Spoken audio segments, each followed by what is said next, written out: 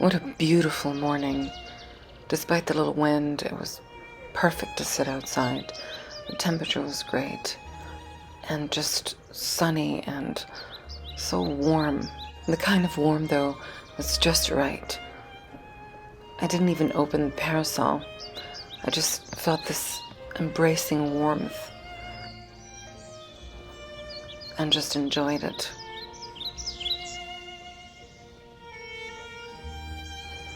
It's wonderful to sit out here now that my balcony's almost ready after buying all the flowers, except that I need to get some more earth and plant the rest of the flowers.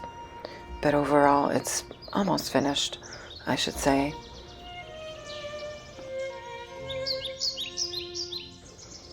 Black tea with milk and honey and one of my favorite breakfast cups from England, from Burley Company.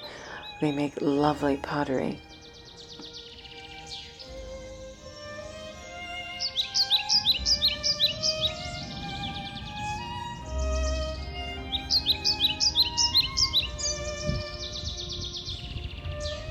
I managed to get some begonias from the farmer's market.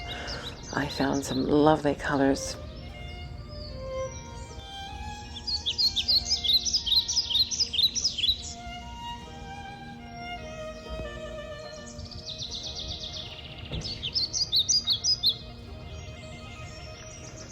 It looks like I'm not the only one enjoying the sun this morning.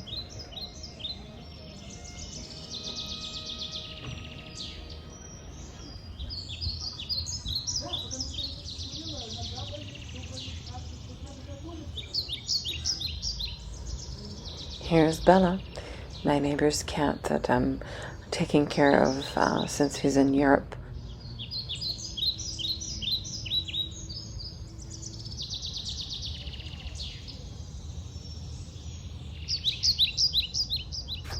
She's cute, but she's a handful. She's quite naughty and messy, but she's become quite sweet and friendly.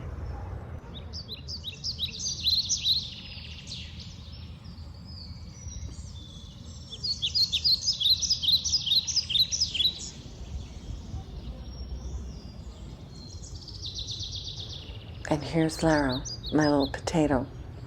I call her Potato because she's literally like a potato, but she's adorable. She's a very pretty cat, I must say, with her pink little nose and her big eyes. Now, I know they don't look very nice. These are geraniums that I've had for, I think, about 4 years now, that I've kept inside during winter. And actually, they're doing pretty good. Don't look at them now, but you'll see in the summer, in a little while actually, they'll get better. Spring cleaning and reorganizing things has become a challenge lately, physically especially since my injury. I've been in a lot of pain, and I recently got 4 shots of cortisone, which I tried to avoid, but the pain was too much, so I had to accept. But since then, it has helped quite a lot, especially in the neck area, but my shoulder and my left hand, I still get pain, unfortunately, for now. But with physiotherapy, I think it's sort of helping for now, but we'll see in the long run. Unfortunately, cortisone shots come with some unpleasant side effects, including night sweats, inflammation, and sleepless nights.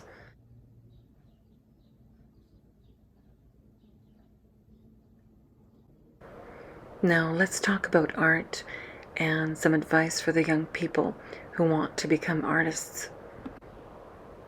Often, most parents tend to discourage this path as they believe that studying fine arts won't lead to anything and won't provide you with a stable job and salary. Well, it's not entirely false. Let me explain. Most young people that I've met who studied in fine arts didn't really get any valuable advice, but simply got into the program because they enjoyed art in some way, either because they had some kind of talent or got inspired by some known artist or a teacher in high school and so on. But the sad truth is that most young people who get their degree in fine arts end up getting some odd job, like delivering pizza, doing service over the phone, or having to get another degree or some other certificate in order to obtain a better salary with better working conditions, but unfortunately have completely deviated from the art world. I say unfortunately because I often see many young people with talent that is put aside and never developed, which leads to personal frustration. I too had my own doubts. Coming from European immigrant parents who were ignorant of the art world, I had no advice of any kind. I nevertheless gathered my courage and got into design, but after my first year, I switched into art education, worrying that I wouldn't be able to get a stable job. So in some way, I didn't produce as much art as I should have. Of course, like everybody else, I had my own obstacles in life that prevented me to fulfill my full creativity. Being an artist today is no longer the romanticized representation of a struggling, unstable, impulsive person who's unable to maintain a job, a family, and an overall sane life.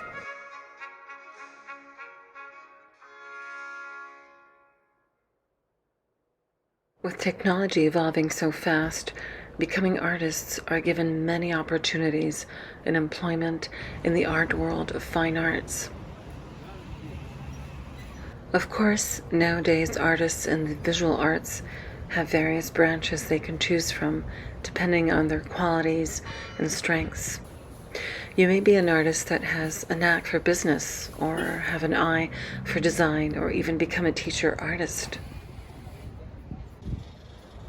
Nevertheless, first things first, get good advice. See a school, college, or university counselor and make a list of questions that vary from job opportunities to salaries and even the qualities that are needed. Then choose a few art jobs that seem to interest you. Make a list and explore each one by doing some research and visiting job sites like museums, video game companies, schools, graphic designers, commercial illustrators, and so on. And yes, you may need to make appointments. I suggest to even volunteer or ask to work for a few days to get a better idea of what the job entails and see if you like it or not. My last advice is to keep creating and exposing your art online, even if you're not officially holding a degree. There are many self-taught artists out there who became quite famous late in life as they started to produce art later, like Grandma Moses, an American naive artist. Finally, please be realistic in your choices and don't expect fame quickly. Practice your craft by learning from others and not being too hard on yourself. I hope this helps. We all have different views and insights on art, but in the end, each artist adapts to their own reality and what works best for them.